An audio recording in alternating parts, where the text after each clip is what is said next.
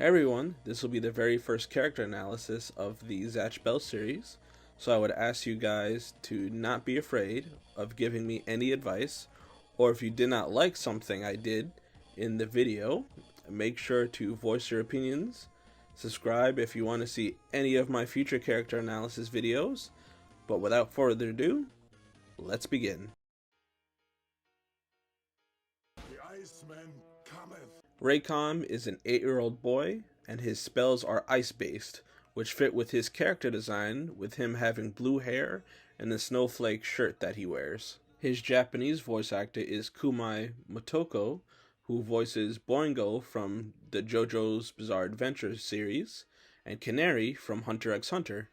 And his English voice actor is Debbie May, who voices Tsunade from Naruto and Rukia from Bleach. He seems to be attracted to cold areas since he was found in a freezer warehouse chowing down on some frozen fish. He doesn't seem to care about Hosokawa all that much, just seeing him as a way to strengthen himself and become king. On his side of the partnership, he did not care that Hosokawa got his energy from negative feelings, or that he abuses him by using him as a shield. All that matters to him is that he becomes more powerful. His favorite foods are fish, frozen foods in general, and mint gum. And his likes are car rides in the passenger seat.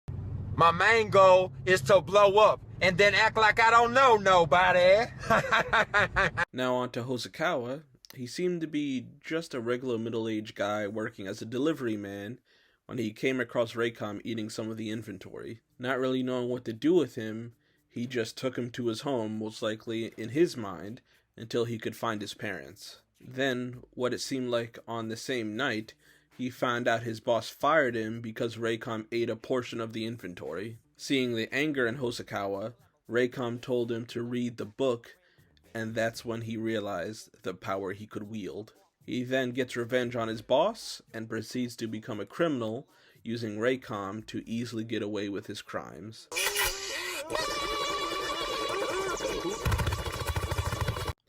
Gikoru, which is his first spell, and seems to have two different uses by shooting ice directly out of his mouth and by manifesting it from under the ground, which seems to be a decent first spell overall since it has some versatility. Frizudo, his second spell, causes a sort of freeze beam to travel across the ground and stick the opponent in place.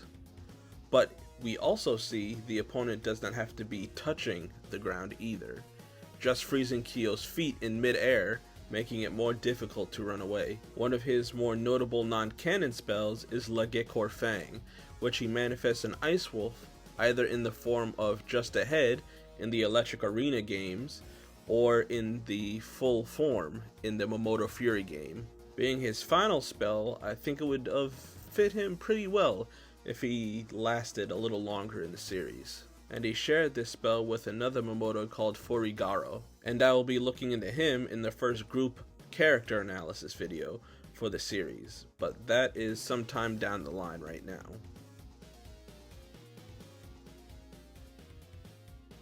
With them as a team, it seems like they got a lot of their training in by doing the different crimes we see, and by the way they were acting when they were trying to find Zatch and Kyo, plus how Hosokawa acted in battle itself.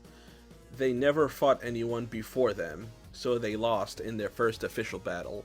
With their partnership, we can see it is most definitely toxic, with each one of them just using the other to get what they want, not really caring about anything else pertaining to the other.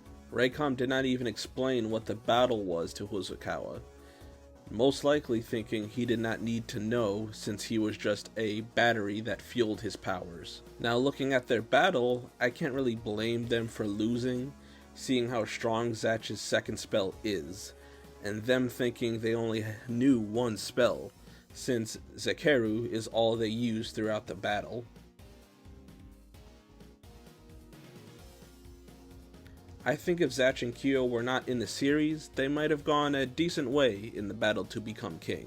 I'm guessing they would have been one of the many teams Brago and Sherry would have defeated, since they were in the area hunting other Momoto at the time though. We also see at the end of their arcade mode in Momoto Fury that Hosokawa would have eventually gave Reycom better clothes, and this might have been a sign that he did start to care about him. Now, if they made it to near the end somehow, I could see Hosokawa not wanting to let go of the power Reycom gives him, either not chasing after the other candidates, or even making sure a weak one survives so the battle never ends and he can keep Reycom with him till he gets old. There's not much to go on with Reycom becoming king.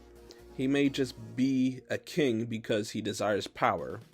A pretty basic motivation, but that's all he really gives us. These guys being the first opponents Zatch and Kyo face was actually pretty lucky for them in the fandom's eyes, because in things like the video games, they are the tutorial fights, so they get put in many of the video games of the series. In terms of popularity, Reycom came in 38th with 26 votes in the first popularity poll, did not place in the second popularity poll, but somehow came back in the third poll, placing 43rd with 18 votes. Hosokawa, on the other hand, placed 64th in the first character poll, and fell off for the other two. So all in all, these two were great first opponents for our heroes, where they were a decent threat with 2 spells, and we got a decent amount of character from them. If you guys want to keep discussing them in the comments down below, feel free to, and I will be lurking down there as well. Subscribe if you want to see more of the videos I am going to put out,